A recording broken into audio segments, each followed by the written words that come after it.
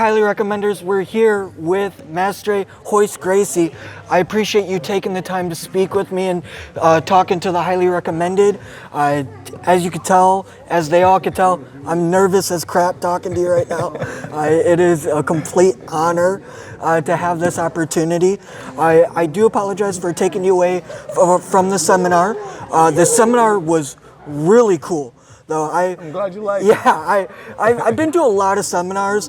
This is the second largest seminar that I've ever been to, but this is the first actual self-defense seminar that I've ever been to, believe it or not. I've been to 10 of them, but they're all sports jiu-jitsu based. Yep. This is actual self-defense, and I was surprised, and I'm like, this is amazing.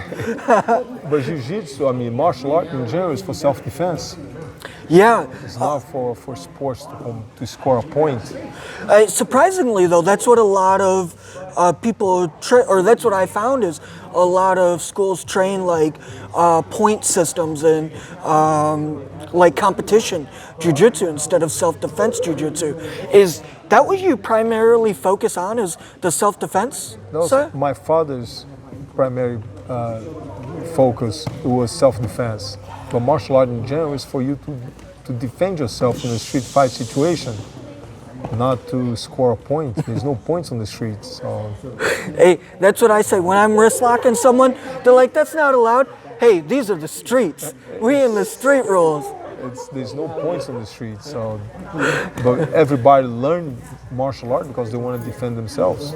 Now, I do want to ask, because you basically pioneered the sport, you and your family did. But we know you from doing UFC 1. However, did you ever get into a street altercation? No, not had a fight in the street. You've never gotten into a street altercation? Nope. Has anyone just been like, that's Royce Gracie, don't mess with them? Before the UFC, so there was no UFC. Just never walk away from one. Yeah. But no, never had a chance. Wow. Well, that's actually good, though. It's good. Yeah, that's not bad at all. That's amazing. Now, talking about UFC 1, though, was that your first actual MMA fight, or were you fighting before that? I fought some back in at the Gracie Academy, back in the garage. Students who can bring somebody, some friends or family members or friends or coaches that want to test it out. So, but then we're not really fighting. We're trying to convince them to become students. So they were fighting us. We were just having fun. Let's say baptizing them, convincing them to become students. Baptizing them. I've never heard that, but I like that. That's a great way of putting it.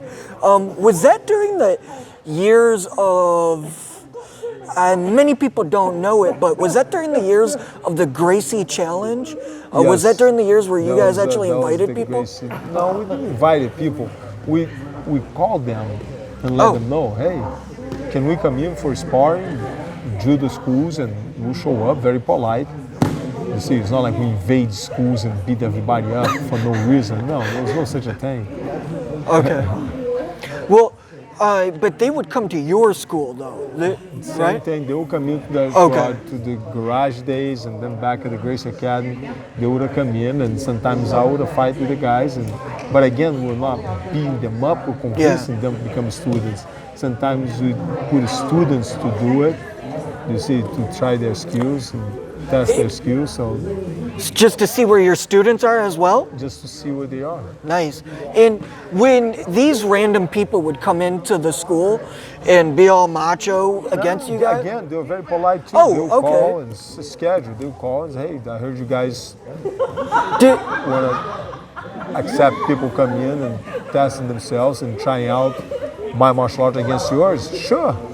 So when can I come in? So it's a schedule thing. It wasn't like oh my God, they're going to invade our school. And there was no such a thing. No, that's a myth. Is that how you got a lot of students, or was it just naturally you opened up a school and students were coming in? It was Harder would say the word of mouth. The word of mouth. Hoiler? Harder. Oh, Horion? Horion is one that first opened up the Gracie Oh, Academy, okay. not Royla. Royla was in Brazil, but Horion was opened up the first Gracie Academy. Oh, wow. And it was the word of mouth. So one student tells another and bring a friend in, take a class. That's how we got a lot of students. Now, when did you come to the States? 1984. 1984. Okay, so many years before UFC 1. Oh, yeah. Because, like, I know the Gracie Jiu-Jitsu was taking storm over in California, but it didn't really get put onto the map until UFC 1. Now, what was that transition like from before UFC 1 to after UFC 1? After UFC 1, this academy doubled the size. Holy crap. UFC 2, we doubled the size now upstairs again. So, Wow. Yep. Did you guys have to open up a new school? No, we just doubled the size. We just got the next door. Okay. Pretty much, literally, we just went like this, double the size. Okay. And then we got the upstairs, double the size again. Wow. And is that school still around? No, that's the first Gracie Academy. Oh, okay. It's not there anymore. Now, where is your HQ? Where's your school? I don't have a school yet. You don't have one yet? Nope, not yet. Just travel 7 months of the year, teaching all over the world. Sheesh, do you get any home time? 5 months. Okay, all right, good. Now, if you don't mind me asking, since you don't have a school, do you have any plans to open up a school? In the future, eventually. Do you have an idea as to where, maybe? Probably Sarasota. Sarasota? Yep. All right. Yep, most likely. Keep that in mind. Master Royce will be potentially opening up a school in Sarasota. I can't wait. Hopefully, I'm invited. Hopefully. For sure. Thank you. Now, I know your family was doing jiu-jitsu, but what really kept you doing jiu-jitsu? Like, what made you consistently want to keep doing it? Jiu-Jitsu gives you a power of not to lose to somebody, be able to defend yourself in a real fight situation. So once you give a little taste, man, you get addicted to it. That's very, very true. I tell that to everyone. It's like once you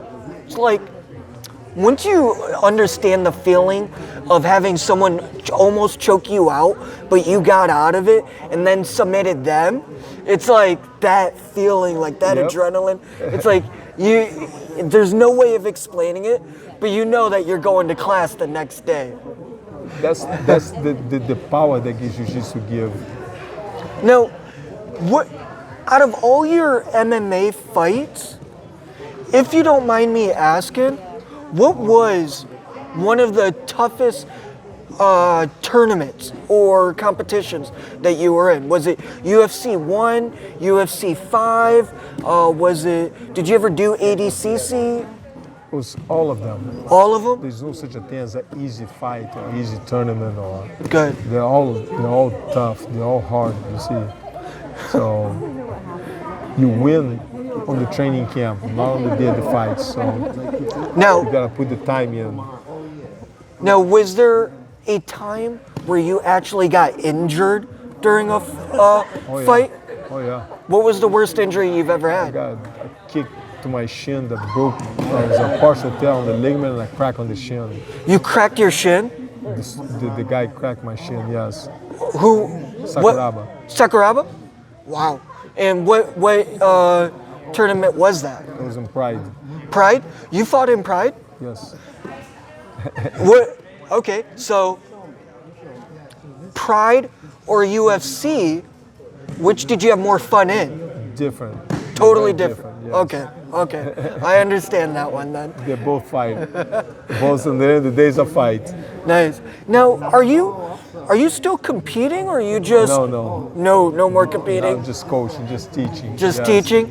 Are you strictly just doing seminars, or are you just teaching students randomly? Traveling all over the world, teaching seminars. Yes. Wow. Where have you liked the most? what state have you liked to visit the most? Oof, I like the beach. I like the hot weather. Hawaii is the best. Okay, you and Marcelo. I just interviewed Professor Marcelo Garcia about 2 months ago, and he said the exact same thing. He's like, New York's home, but Hawaii. I love Hawaii. So that's amazing. Now, I don't want to hold up too much of your time. I do appreciate you taking this. Now, it's a little bit of a personal question, but what is one of your favorite meals to eat? You said that acai? All right, I like that. I've never been told that, so that actually threw me off. But do you hunt? I see you on Instagram. Yep, I do. Do you hunt a lot? Enough to have meat at the house in the freezer. Okay. Is there anything specifically that you hunt? Deer, elk, gator. You hunted gator? All right. So what was that like? Like, was that exhilarating? They're all fun. But I hunt to get to bring the meat home, not for the fun of it. Oh, okay. To have it, you have a deep freezer? I hunt to eat, yes. All right, so what's your favorite dish? Elk burgers. Elk burgers? All right, listen, if you're having him as a guest, elk burgers. He loves them.